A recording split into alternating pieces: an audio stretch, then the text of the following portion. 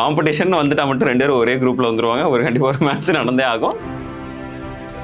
ஆனா 2 பேரும் அவங்களோட ஸ்ட்ரென்த்தை டெஸ்ட் பண்ற அளவுக்கான ஒரு ஆப்போனன்ட்டான்னு கேட்டா ஒரு டீசென்டான டீமா தான் இருக்குது. பட் ஆனா அவங்களுக்கான அந்த எக்ஸ் ஃபேக்டர்னு ஒன்று சொல்லுவாங்க தெரியுமா, அவ்வளவுதான் இந்த ஒரு பிளேயர் வந்தனா கேமை மாத்திடுவாரு அப்படின்னு சொல்லப்படக்கூடிய பிளேயர் வந்து அங்க இல்லைன்னு தான் நான் பார்க்கறேன். சிவம் துபேயோட பவுலிங் வந்து பாகிஸ்தானுக்கு அகைன்ஸ்டா இருக்குமான்றது ஒரு டவுட் தான். பிரைம் பவுலர் ஒரே ஒரு பேஸ் பவுலர், அதாவது ஹர்திக் பாண்டியா இருக்காரு, ஃபுல்லான அட்டாக்கிங் பவுலர் அப்படிங்கிறனா கிடையாது. எனக்கு தெரிஞ்ச சேஞ்சஸ் இருக்காதுன்னு தான் தோணுது. இதே டீம் தான் போகும். அதாவது இந்த ஒரே பேசர் வச்சு போவாங்கன்னு நினைக்கிறீங்களா நீங்க?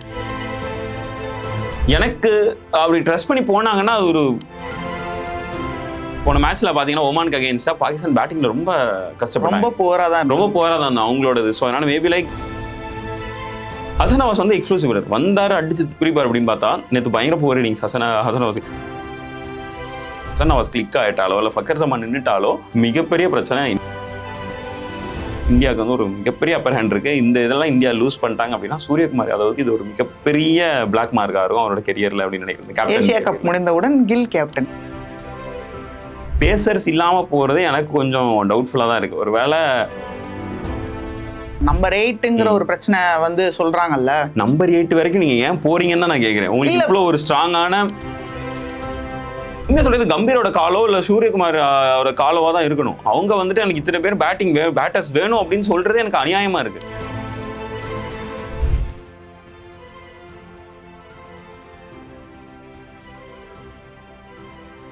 கிரிக்கெட் ஒன்லி நேயர்களுக்கு வணக்கம். இப்போ நம்ம எதை பற்றி டிஸ்கஸ் பண்ண போகிறோம் அப்படின்னு பார்த்தோம்னா, இந்தியா வர்சஸ் பாகிஸ்தான் பல்வேறு ஜியோ பொலிட்டிக்கல் பிரச்சனைகளுக்கு அப்புறம் நடைபெற போகுது. இந்த மாதிரி நிறையா சொல்லலாம். என்ன லியோ? ஆமாம். ஸோ ஒரு மிகப்பெரிய எக்ஸ்பெக்டேஷன் இந்த யூஸ்வலாகவே இந்த இந்தியா பாகிஸ்தான் நேஷனல் எக்ஸ்பெக்டேஷன் இருக்கான். ஏன்னா நிறைய பிரச்சனைகள் இருக்கும் சுற்றி அதான் கிரிக்கெட்டிங் பிரச்சனை தாண்டி ஜியோ பொலிட்டிக்கல் பிரச்சனை நிறையா இருக்கும். அதனால மேட்ச் நடக்காமல் இருக்கும்.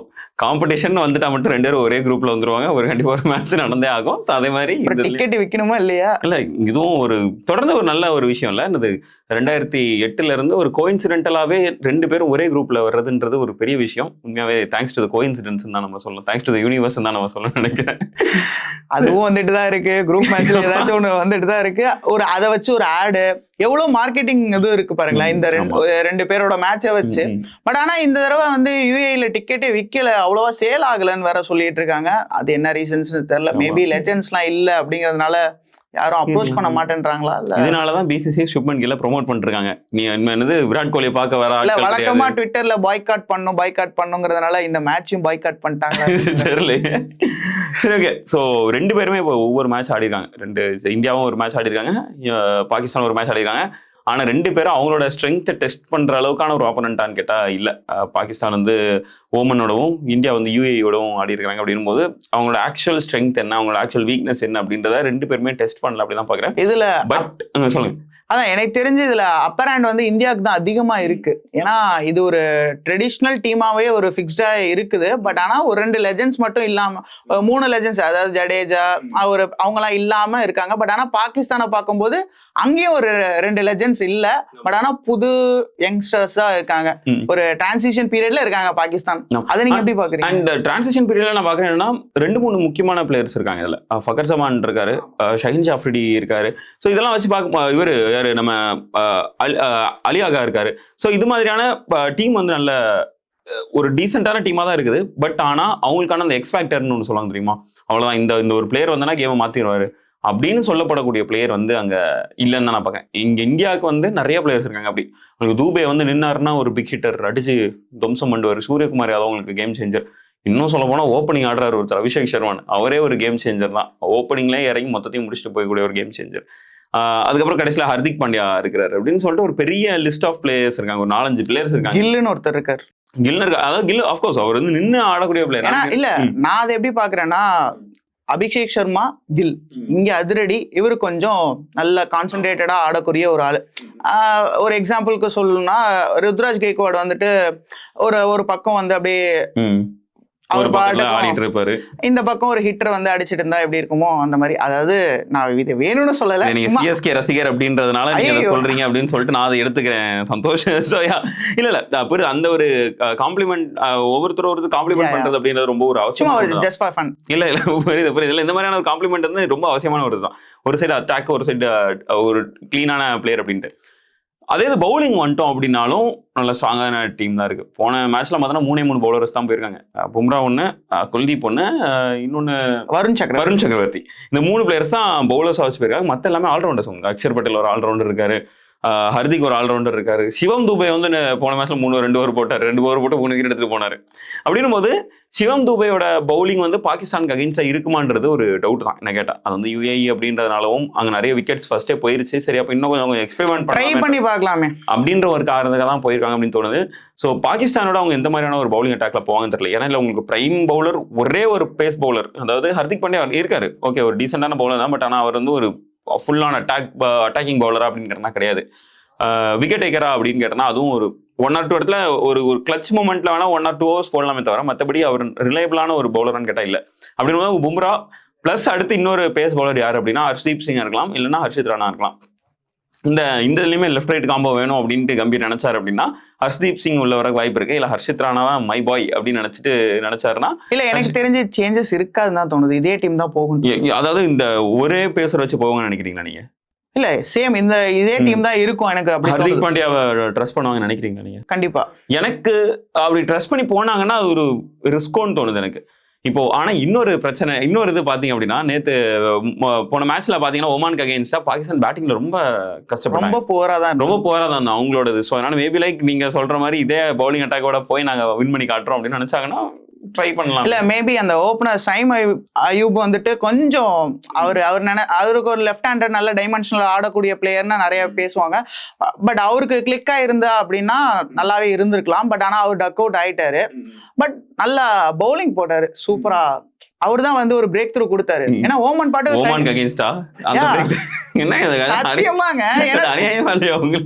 இல்ல நான் சீரியஸா சொல்றேன். ஷகின் அஃப்ரிடியா அந்த 2 பிளேயர் ஆக்சுவலி மிர்சான்னு சொல்லி ஒரு பிளேயர் ஓமன்ல, அண்ட் தென் வந்துட்டு இன்னொரு பிளேயர் நேம்ஸ் கஷ்டமா இருக்கான். ஒரு லெஃப்ட் ஹேண்டர் நல்லா ஆடினாங்க.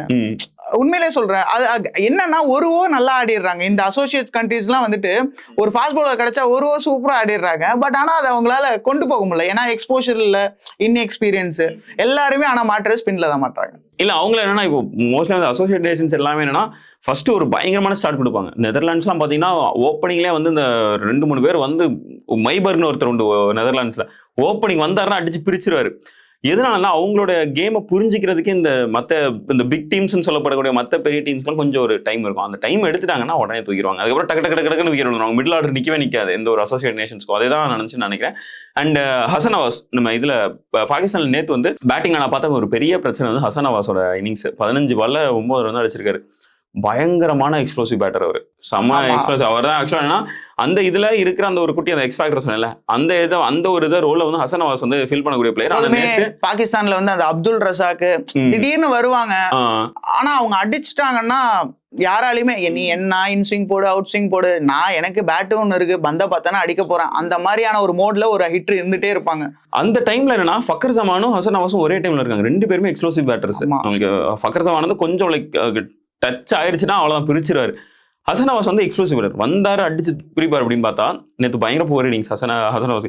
ஸோ ஒருவேளை அவருக்கு கிளிக் ஆயிடுச்சு அப்படின்னா நீங்க சொல்ற அந்த இந்த பவுலிங் காம்போல நாங்க போறோம் அப்படின்னு நாங்க போயிட்டு ஒருவேளை ஹசன் நவாஸ் கிளிக் ஆயிட்டாலோ இல்லை ஃபக்கர் ஜமான் நின்றுட்டாலோ மிகப்பெரிய பிரச்சனை இந்தியாவுக்கு. ஆனா அதே இது இந்தியாவோட பேட்டிங் லைன் நம்ம பார்க்கணும் அப்படின்னா இந்தியாவோட பேட்டிங் லைனப் உங்களுக்கு தெரியும் நல்ல ஸ்ட்ராங், ரொம்ப ரிலேபிளான ஒரு பேட்டிங் லைனப்பா இருக்கு.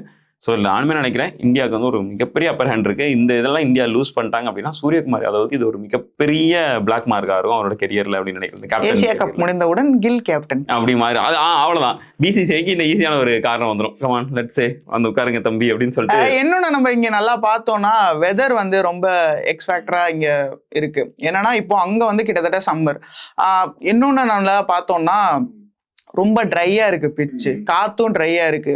ஸோ ரொம்ப ஸ்லோவா தான் பால் வருது. ஃபாஸ்ட் பவுலர்ஸால ஒண்ணுமே பண்ண முடியல. நேத்தி ஆக்சுவலி ஷகின் அஃப்ரிடி எக்கனாமி எப்போதுமே ஜாஸ்தி தான். பட் ஆனா ஸ்டார்டிங்லேயே ஒரு பிரேக் த்ரூ கொடுப்பாரு. பட் ஆனா அவரால் நேத்தி ஒண்ணுமே பண்ண முடியல. அவரே வந்து டம்முன்னு கவர்ஸ்லாம் அடிக்கிறாங்க, திருப்பி விட்டு 6 அடிக்கிறாங்க. அப்படி இருக்கும்போது நம்ம இந்தியா டீம்லயுமே நீங்க நல்லா பாத்தீங்கன்னா ஸ்பின்னர்ஸ் தான் வந்துட்டு அப்பர் ஹேண்ட்ல இருந்தாங்க. தூபே விக்கெட் எடுத்தாரு, பட் ஆனா அவர் கட்டர்ஸ் அந்த மாதிரி தான் இது பண்ணிட்டு இருந்தாரு. நீங்க நல்லா பாத்தீங்கன்னா பும்ராவால யார்கர் தான் போட்டு ஒரு பிரேக் த்ரூ கொடுத்தாரு. பட் ஆனா இங்க ஸ்பின்னர்ஸ் தான் வந்து துபாயில வந்து அப்பர் ஹேண்டா இருப்பாங்களோன்னு தோணுது. அப்படி பார்க்கும்போது பாகிஸ்தான் கிட்டயும் நல்ல ஒரு ஸ்பின் அட்டாக் இருக்கு. ஆனா நம்ம இந்தியன் ஸ்பின் அட்டாக் வந்து அதோட பவர்ஃபுல்லான ஒரு இதுதான். இப்போ குல்தீப் யாதவா இருக்கட்டும், வருண் சக்கரவர்த்தி, அக்ஷர் பட்டேல் 3 பேருமே நல்ல எக்ஸ்பீரியன்ஸ்டானது. குல்தீப் யாதவ் ஒரு விதமான ஸ்பின்னர், அக்ஷர் பட்டேல் ஒரு மாதிரியான ஸ்பின்னர், வருண் சக்கரவர்த்தி ஒரு மாதிரியான ஸ்பின்னர் அப்படின்னு சொல்லிட்டு ஸ்பின்னர்ஸ்லேயே நிறைய ஒவ்வொருத்தரும் ஒவ்வொரு ரகமா இருக்கு. வருண் சக்கரவர்த்தி ஒரு ஆளு 6 ஸ்பின்னர் அப்படின்னும் போது அவர் 6 பால் 6 மாதிரி போடுவாரு அவர். ஸோ இப்படி ஒரு இது இருக்குல்ல, ஒரு கம்போசிஷன் இருக்குல்ல இந்தியாவோட பவுலிங்க்கு. அந்த ஒரு கம்போசிஷன் தான் எனக்கு தெரிஞ்சு ஒருவேளை இது ஸ்பின் அட்டாக்ல தான் நாங்கள் போக போறோம் அப்படின்னா இந்தியாவுக்கு இருக்கிற பிக்கெஸ்ட் ஸ்ட்ரென்த் இதுவாக நான் பார்க்குறேன். பேசர்ஸ் இல்லாமல் போகிறது எனக்கு கொஞ்சம் டவுட்ஃபுல்லாக தான் இருக்குது. ஒருவேளை சிவம் தூபே வந்து ஒரு பேட்டிங்கான எட்ஜ் எங்களுக்கு கொடுப்பாரு அப்படின்னு நினைச்சிட்டு பவுலிங்ல காம்ப்ரமைஸ் பண்றது எனக்கு கொஞ்சம் ரிஸ்கா தான் நான் இல்ல. ஏன்னா அந்த நம்பர் 8ங்கிற ஒரு பிரச்சனை வந்து சொல்றாங்கல்ல. நம்பர் 8 வரைக்கும் நீங்க ஏன் போறீங்கன்னு நான் கேக்குறேன். உங்களுக்கு இவ்வளவு ஒரு ஸ்ட்ராங்கான ஒரு கோர் இருக்குது, உங்களுக்கு ஓப்பனிங் அவ்வளவு ஸ்ட்ராங்கா கோர் இருக்குமா, நீங்க எதுக்கு நம்பர் 8 வரைக்கும் ஒரி பண்றீங்கன்றதா என்னோட டவுட். பட் ஆனா T20 அப்படி இல்லல்ல, 1 பால் கேம், என்ன வேணா நடக்கலாம். மேபி இருக்கலாம். சூரியகுமார் யாதவ் வந்தாரு இப்படிங்கிற முத பாலே டப்புன்னு அது டாப் ஏஜ் ஆகி கேட்ச் ஆயிடுச்சுன்னா என்ன கேட்டேன்னா பேக் யோர் செல்ஃப் தான் நான் சொல்லுவேன். நீங்க பேக் பண்ணுங்க. உங்களுக்கு ஓப்பனிங்ல உங்களுக்கு சுப்மன் கில், அபிஷேக் சர்மா, திலக் வர்மா, இங்க சூரியகுமார் யாதவ், இதே கேள்வி இந்த 5 பிளேயர்ஸை வச்சுட்டு நீங்க பேக் பண்ண மாட்டோம், எங்களுக்கு 8ஆவதா ஒரு பிளேயர் வந்து எங்களுக்கு நின்னாதான் உண்டு அப்படின்னு நீங்க நம்புனீங்க அப்படின்னா நீங்க இவ்வளவு பெரிய கோர் வச்சுக்கிறதுக்கு வேஸ்ட்னே நான் சொல்றேன். கம்பீர் மேல அது வந்து ஒரு இதான் உண்மையா சொல்றது. கம்பீரோட காலோ இல்ல சூரியகுமார் காலோவா தான் இருக்கணும். அவங்க வந்துட்டு எனக்கு இத்தனை பேர் பேட்டர்ஸ் வேணும் அப்படின்னு சொல்றது எனக்கு அநியாயமா இருக்கு. இவ்வளவு பெரிய உங்களுக்கு ஓப்பனிங்கே இவ்வளவு பெரிய ஓப்பனிங் இருக்கும்போது நான் இன்னொன்னு சொல்லவா, 8ஆவதா ஒரு பேட்டர் வராரு அப்படின்னா நான் அடிச்சு சொல்றேன், பெட் கட்டி சொல்றேன், இந்த பாகிஸ்தான் மேட்ச்ல 8ஆவது பேட்டர் வரவே மாட்டாரு, பேட்டரா உள்ள வரவே மாட்டாரு, அவர் உங்களுக்கு பவுலரா தான் உங்களுக்கு தேவைப்படுவாரு. அப்படின்னும் போது எனக்கு தெரிஞ்சு நீங்க ஹர்திக் பாண்டியா ஒருவேளை நீங்க எக்ஸ்பென்சிவா போயிட்டாரு அப்படின்னா, மொதல் ஓவர் எக்ஸ்பென்சிவா போயிட்டாருன்னா மிச்சம் 3 ஓவர் நீங்க வந்து தூபைக்கு கொடுத்தே ஆகணும், வேற வழியே கிடையாது. அந்த 3 ஓவர் தூபைக்கு கொடுத்தா தூபை என்ன ஆகும் தெரியுமா? யோசிச்சு பாருங்க, பிடிச்சி கிளின்னு கிழிச்சிருவாங்க 3 ஓவர். அப்படின்னும் போது ஒரு 4 ஓவர் இருக்குல்ல, ஒருவேளை உங்க ஹர்திக் பாண்டியாவுக்கு கிளிக்கா மிஸ் ஆயிடுச்சு, ஒரு மொதல் ஓவரே மிஸ் ஆயிடுச்சுன்னா அதுக்கப்புறம் கொஞ்சம் அதுல இருந்து மீண்டு வர்றது கஷ்டம் தான். அவரை கிளிக் பண்ணி அடிச்சிட்டாங்கன்னா காலி. அதுக்கப்புறம் தூபே எல்லாம் நீங்க 3 ஓவர் ரிலேபிளான ஒரு பவுலரான்னு கேட்டா இல்ல. ஒரு ஓவர் போடலாம், மிஞ்சி போனா 2 ஓவர் போடலாம், 3ஆவது ஓவர்லாம் வந்துட்டுன்னா அவ்வளவுதான் கிழிச்சிடும். அப்ப அந்த 4 ஓவர் நீங்க சாக்ரிஃபைஸ் பண்ண ரெடியா இருக்கீங்களா? 8ஆவதா ஒரு பேட்டர் அவர் வருவாரா இல்லையானே தெரியாது. அவரை அந்த ஒரு பொசிஷனுக்காக நீங்க ஒரு பவுலர் ஒரு 4 ஓவர் நீங்க பவுலிங்ல சாக்ரிஃபைஸ் பண்றீங்கன்னா என்ன கேட்டா இல்ல, இன்னைக்கு T20 ஃபார்மேட்டே அந்த ஒரு கணக்குக்குள்ள வந்துருச்சுல. என்னன்னா பவுலர்ஸ் என்ன இருந்தாலும் அடிக்க போறாங்கிற ஒரு மைண்ட் செட். உனக்கு வந்து ஒரு ஓவருக்கு 10 ரன் 40 ரன் கொடுக்க போற, 4x4 அப்படிங்கிற ஒரு கணக்குக்கு வந்துட்டாங்க. நான் இன்னொன்னு சொல்லுங்க, அதான் அந்த கணக்குக்கு வந்துட்டு நான் அதுக்கப்புறம் அடிச்சுக்கிறேன், எனக்கு தேவை பேட்டிங் தான் வேணும். அந்த ஒரு மைண்ட் செட் எல்லா டீமுமே வந்துருச்சு. பிரான்சைஸ் டீமா இருக்கட்டும், இன்டர்நேஷனல் கிரிக்கெட்டா இருக்கட்டும். இன்டர்நேஷனல் கிரிக்கெட்ல வந்துட்டு நம்ம இப்போ டோட்டலா வந்து இதை ஃபுல்லா சேஞ்ச் பண்ணிட்டாங்க, அதுவுமே பவர் கேமா மாத்திட்டாங்க. அப்படி இருக்கும் பட்சத்துல நம்மளுடைய தாட் வந்து இப்படி இருக்கு, ஏன்டா இத்தனை பேட்ஸ்மேனை வச்சுக்கிட்டாடா இன்னும் உங்களுக்கு 8ஆவதா ஒன்று தேவை அப்படின்னு. எனக்கு தெரிஞ்சு இந்த பழசுல எல்லாம் சொல்லுவாங்களா, மொத்தம் 22 பேர் வந்து கிரிக்கெட் ஆடலாம், ரூல் புக்ல அது இருக்கு. 11 பேட்ஸ்மேனு 11 பவுலர்னு வச்சு அந்த மாதிரிதான் இனிமேல் களம் இறக்கணும் போல. நான் என்ன கேட்கறேன் இப்போ, இல்ல நான் நீங்க சொன்ன அந்த ஒரு பாயிண்ட் தான் வரேன். நீங்க எவ்வளவு நாள் பவுலிங்ல கொடுத்து நான் பேட்டிங் அடிச்சுக்கிறேன் அப்படின்ற ஒரு மென்டாலிட்டியில போனாங்கன்னா பிரச்சனை ஆகும். ஏன்னா தூபே 18 பால் போட்டு அவர் கொடுக்குற ரன் அவர் அடிப்பாரு நினைக்கிறீங்களா நீங்க? அவர் 18 பால்ல 50 வந்து 55 ரன் கொடுப்பாரு. அந்த 55 ரன் அவர் பேட்டிங் அடிப்பாரான்னு கேட்டா கண்டிப்பா கிடையாது. எனக்கு இது அப்படியே எங்கேயோ அதான் சொல்றேன். இது தூபே வந்து நீங்க பேட்டரா நீங்க நம்புங்க, பிரச்சனையே கிடையாது. சூப்பரான நல்ல பேட்டர் தான், ரிலேபிளான ஒரு பேட்டர் தான். வந்து நின்னாருன்னா ஒரு நல்ல ஒரு பிக் குயிக் நாக்கோ இல்ல ஏதோ ஒரு இது பண்ணி கொடுத்துட்டு போயிருவாரு. ஆனா நீங்க பவுலிங்ல அவரை நம்புறதா எனக்கு பயமா இருக்கு. பவுலிங்ல ஹர்திக் பாண்டியாவை மெயின் பவுலரா நம்புறீங்க, ஓகே ரைட் ஃபைன். ஹர்திக் பாண்டியாவே 2-3 ஓவர் தான் போடுவாரு. சரி, இப்போ தூபேக்கு பதிலா ஹர்ஷித் ராணா உள்ள வந்தா இல்ல ஹர்ஷ்தீப் சிங் உள்ள வந்தா இது பேலன்ஸ்ட் ஆயிடும். ஆமா, ஏன் அப்படி கேக்குறேன்னா உங்களுக்கு தூபே மாதிரி உங்களுக்கு இப்போ ஹர்திக் தாண்டி உங்களுக்கு இவர் இருக்காரு, யாரு அவர் பேர் என்ன, அக்ஷர் பட்டேல் இருக்காரு ஆல்ரவுண்டரா, அவர் பேட்டிங் பண்ணுவார், அவர் நல்ல சஞ்சு வேற மிட்ல வந்துருவாரு. மொத்தம் 7 பேட்டர் இருக்காங்க. இந்த 7 பேட்டர் வச்சு நீங்க 140 ரன் கூட அடிக்க முடியாது. ஒரு பேட்டர் 20 ரன் அடிக்க மாட்டாரான்னு கேட்கிறேன் நானு. 7 எங்களுக்கு ஆகாது, அதனால 8க்கு தான் நாங்க வருவோம். ஓ, கம்பீரோட முடிவா இருக்கலாமே. சார் நான் அதான் கேட்கிறேன், இப்போ தூபே இருக்கிறது இல்ல, இது நம்ம விளையாட்டுக்குன்னே சொல்லல, ஈவன் பெரிய பெரிய கிரிக்கெட் விமர்சகர்களே வந்து இந்த ஸ்குவாடை பார்க்கும்போது அட் நம்பர் 8 பொசிஷனுக்காக தான் வந்துட்டு இந்தியாவுக்கு ரொம்ப பெரிய பிரச்சனையா இருந்தது. அட் நம்பர் 8 அந்த இடத்துல அவங்களால ஃபினிஷ் பண்ண, சப்போஸ் ஏதோ ஒரு மிராக்கல் நடந்துருச்சு, அந்த இடத்துல வந்து 1 ball to 6 இல்ல 4 இல்ல 2 அடிக்கணும்னா கூட அங்க ஒரு சரியான ஒரு ஆள் இல்லைங்கிறத வந்து எழுதியிருக்காங்க. அனாலிட்டிக்கலா வந்து இது பண்ணதுதான் வந்து இப்ப அவங்களுக்கும் மேபி ப்ரெஷர் ஆகி அதை வந்து ரொம்ப நோட் பண்றாங்களோ அப்படின்னு. இப்போ எங்களுக்கு நம்பர் 8 வந்து எங்களுக்கு அடிக்க முடியல, நம்பர் 8 வந்து கடைசி ஒரு பால் பிடிக்க முடியலன்னா, இப்போ வந்து ஜீவான்னு ஒரு படம் வந்து தெரியுமா, அதுல சூரிய ஒண்ணு சொல்லுவாரு, ஏண்டா அடிக்க வேண்டியவனுங்களாம் அவுட் ஆயிடுறீங்க, ஸ்பின்னர் கடைசி ஆளை வந்து நீங்க அவுட் ஆக மாட்டேன்னா நீங்க ஒரு நல்ல டீமுக்கு என்ன அடையாளம் தெரியுமா, ஒரு பவுலரை பேட்டிங் வர விடாம பண்றதா ஒரு நல்ல டீம் கழகு. அதை விட்டுட்டு 8வது பேட்டர் ஒழுங்கா அடிக்கல அப்படின்னா ஓப்பனிங்க நீங்க ஒழுங்கா அடிக்க வைங்க. உங்களுக்கு 7 பேட்டரை வச்சு உங்களுக்கு டார்கெட் அடிக்க முடியலன்னா 8வது பேட்டர் தான் உங்களுக்கு வந்து காப்பாற்றணும் அப்படின்னா எதுக்கு நீங்க டீம்னு கேட்கிறேன் நானு. அதான் இப்போ ஆக்சுவலி இந்தியா ப்ரிவியூ ஆரம்பிச்சு இது இந்தியா டீமோட ப்ரிவியூவாவே போயிடுச்சு. பாகிஸ்தான் இப்போ பாகிஸ்தான்ல நம்ம பார்த்தோம்னா ஃபுல்லாவே டிரான்சிஷன்டான ஒரு, இப்பதான் அவங்க வந்து அந்த டிரான்ஸ்ஃபருக்குள்ள வராங்க. 2 லெஜண்ட்ஸ் இல்ல அவங்கள, பாபர் அசாம் இல்ல, ரிஸ்வான் இல்ல. இப்போ ஹெசன் தான் வந்து அங்க கோச் ஆயிருக்காரு. ஆர்சிபியை பில்ட் பண்றதுக்கு ஒரு முக்கியமான ஆளா இருந்தவர் தான் இப்ப கோச் ஆயிருக்காரு. அவர் வந்து நிறைய ஒரு அங்க ஸ்டென்ட் பண்ணிட்டு இருக்காரு. அப்படி பார்க்கும்போது இங்க அவங்களுமே நிறைய ஆல்ரவுண்டர்ஸ் தான் வச்சிருக்காங்க. பவுலர்ஸை வந்து அவங்க ரொம்ப நம்பி இருக்கிறது வந்து ஷாகின் அஃப்ரிடியை தான் நம்பி இருக்காங்க. ஷாகின் அஃப்ரிடிக்கு ஒரே கிளிக் ஆனாதான், அதர்வைஸ் அவர் எக்கனாமியா வந்து ரொம்ப ஆக்சுவலா அந்த பவர் பிளேல 2 ஓவர் போடுவார், அந்த 2 ஓவர்ல அவர் எடுக்கிறது தான் அவரோட இம்பாக்ட். அதான் அந்த ஆரம்பத்தை கலைச்சு விடுறதுதான் அவரோட வேலை. கலைக்கலன்னா முடிஞ்சு போச்சுன்னு தான் அர்த்தம். பட் ஆனா அங்க ஸ்பின்னர்ஸா, மிஸ்ட்ரி ஸ்பின்னர்ஸா இப்ப 2 பேர் வந்து இப்ப அப்ரார் நல்லா பண்ணிட்டு இருக்காரு. இப்ப அந்த அயூப் வந்து பாத்தீங்கன்னா ஓப்பனிங் பேட்டும் ஆடுறாரு, லெஃப்ட் ஹேம் டைமென்ஷனல் ஆடுறாரு. அதே போல பவுலிங்லயும் நல்ல ஒரு இது வச்சிருக்காரு. இப்ப ஸ்பின்னா பார்த்தோம்னா இப்ப அந்த ஒரு பையனை ஓப்பனிங் பையன் அந்த சொன்னல அயூப், அவர் இருக்காரு. இப்போ அப்ரார் இருக்காரு, நவாப் இருக்காரு, அதே போல முக்கியம்னு ஒருத்தர் இருக்காரு. நல்ல ஒரு மிஸ்ட்ரி ஸ்பின்னரா அவரை இது பண்ணாங்க. அப்ராரையும் வந்து மிஸ்ட்ரி ஸ்பின்னரா வச்சிருக்காங்க. முக்கியம் வந்துட்டு ஆர்த்தடாக்ஸ் பவுலரா இருக்காரு. ஸோ இப்படி வந்துட்டு ஒரு நல்ல ஒரு இது அவங்களும் வச்சிருக்காங்க. பட் வீக்னஸ் வந்துட்டு அவங்களுக்கு இன்எக்ஸ்பீரியன்ஸ். ஆமா கண்டிப்பா. ஸோ அதெல்லாம் அவங்க வந்து ஆல்ரவுண்டர் வச்சு போறது நியாயம் தான். அதான் இன்னொன்னு பார்த்தோம்னா ஓப்பனிங்ல ஒரு பிரேக் ஆயிடுச்சு அப்படின்னா அதை பில்ட் பண்றதுக்கான ஒரு ஆள் சரியா இல்லை.